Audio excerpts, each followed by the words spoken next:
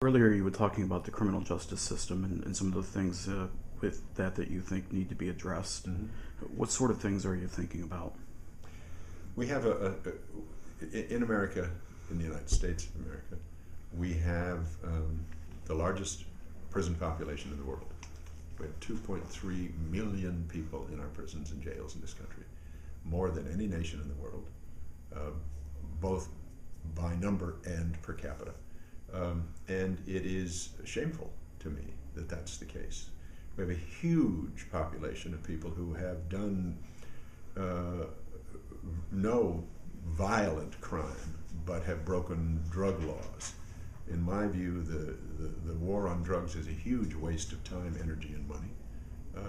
The issue of drug use and drug addiction ought to be seen as a health issue rather than a criminal justice issue. But aside from that, we have 250,000 people who are mentally disturbed in our prisons, who are not being treated. We have more people in our prisons who are mentally ill than are in mental institutions. We have this kind of incarceration.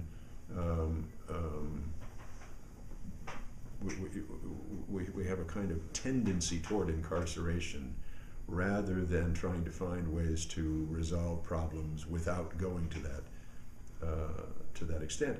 And in doing so, we're wasting huge amounts of taxpayer dollars. It costs $50,000 a year in most instances to keep somebody in prison, whereas you can put somebody through college for $25,000 or $30,000 a year. I think, given the option, we ought to be putting more people through college than putting them through into prison. Now, obviously, some people break the law. Some people behave badly, and as a result of that, they should be dealt with. They should suffer consequences. I'm avoiding the word punishment because we overdo, I think, punishment. What prisons ought to be, in my view, is a combination of school and hospital. They ought to treat the needs of the people who are, for whatever reason, behaving badly, and they ought to be mending those wounded minds and wounded souls so that they can be ultimately functional and productive citizens. And what we have to recognize is that a significant portion of the people in our prisons today are illiterate. So when they come out, they can't fill out a job application, so they go back to the streets and they are homeless and wretched and break the law again. We are making big mistakes in the way in which we are treating the people in our society,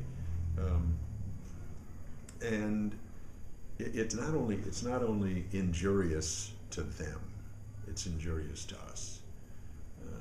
There's a Brazilian educator by the name of Paulo Freire who says that to dehumanize another is to dehumanize ourselves.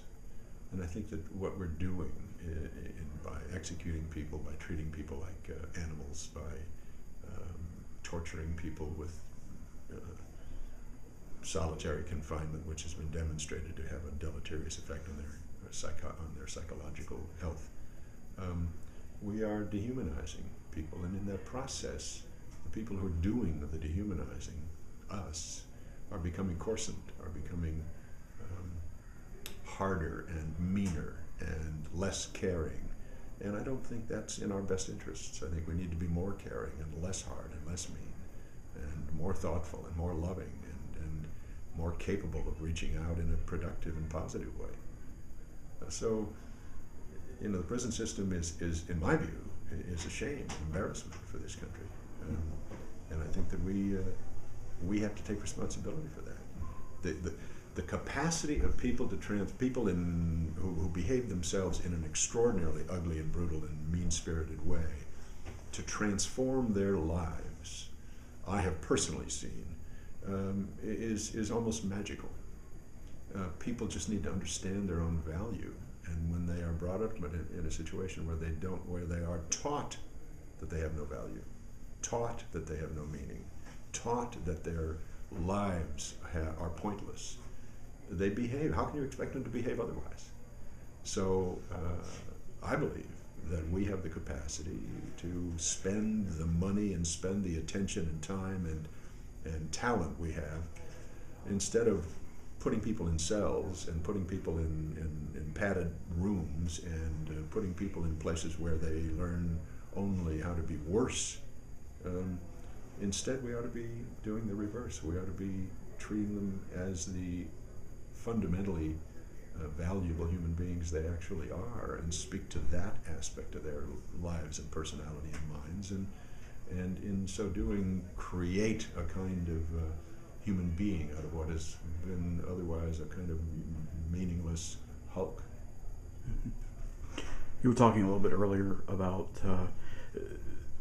there's a certain segment of the population that's just not involved in what happens in this country, and the importance of everyone being involved as part of a democracy. What would you say to someone who perhaps looks at you and says, he's an actor, he's got the means, he's got all that? What would you say to someone who's just given up?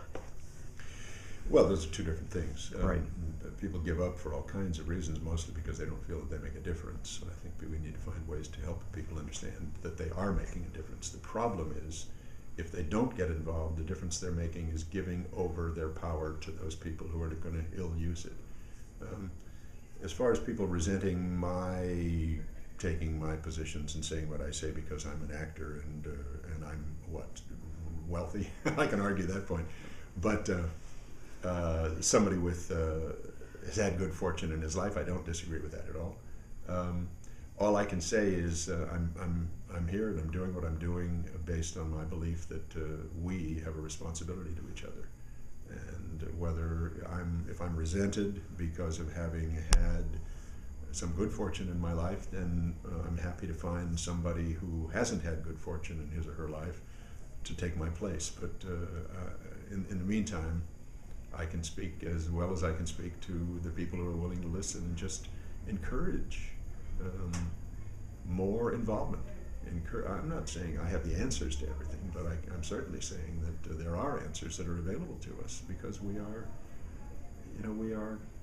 incredibly a gifted race of people, and that gift is being wasted by so many of the members of our race because they have been taught that they mean nothing, whether it's because of the color of their skin or their sex or their sexual orientation or their belief system or whatever it is. People are continually being diminished rather than enlarged and enhanced and made to understand how significant and how important and how meaningful they are.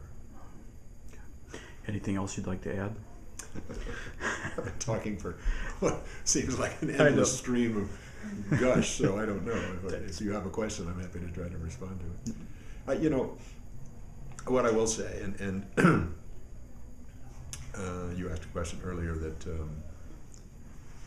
I said there's a simple answer and the long answer I just gave.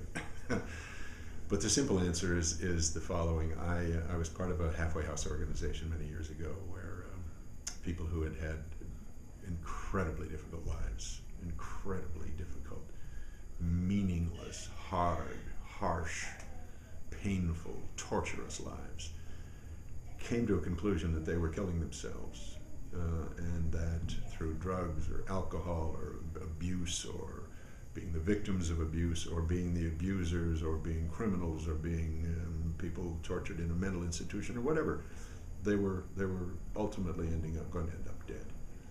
And many of them had the strength to come together, as people do in support groups today for various kinds of problems, and sought each other out and came to the conclusion, with the help of some very, very talented and thoughtful people, that they had a choice to make. And the choice was to decide to live and to tell the truth about themselves and to each other.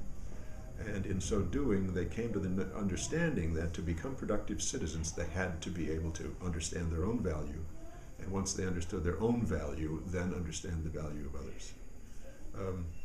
And the magic formula that they found was that to discover that all human beings want the same things. All human beings want to be loved, to be respected, and to have attention paid. And it's as simple as that. If you look at it all, you find at the core of it, no matter what people are doing, if it's working hard, whether it's treating people well or it's treating people badly, if it's having a terrible life, if it's having a wonderful life, what they're really about is trying to find somebody who will acknowledge them as human beings and give them the love and attention and respect they want and need. And it's so much simpler if you simply understand it and accept it, and then live in a manner according to that lives in sympathy and in sync with that idea. So you learn to ask for what you want. You learn to have the courage to face up to your own deficiencies and inabilities, and acknowledge your own efficiencies and talents, and see what you have to offer, and offer it, and take the risk that somebody will say, well, you're unacceptable to me, and then you say, okay, then I'll go somewhere else and find somebody who finds me acceptable. But cheating and lying and stealing and sticking needles in your arms and robbing people and beating people up, none of those things are necessary, and they don't give us what we want. And when you learn that, you can learn that there's another way to live. And if you do that, then you show other people that they have the same opportunity. I have one final question, Sure. if you don't mind. Just because so many people recognize you as your character, and the character being, the fun-loving kind of a prankster Right. That he was, are there any similarities to that character, or even some of the biggest contrasts between you Between BJ and I? Yes. We're the same height. Yes, sure. Well, you don't know. Maybe you do. When you create a character in a television show, quite often you end up drawing on your own life experience and your own personality to some degree. And I was cast in the role by people, and I thank them for it, because it was the greatest thing that ever happened to me. And they had some ideas about the character, and I thought they were wonderful ideas, and then we worked together to create this guy. So sure, I had a lot of input, and I do love practical jokes, and so they made that part of my character, which I loved. And I am married, and I do have a child, and my intention is to be a faithful, devoted husband and father, and I have children actually, but BJ only had one child so far.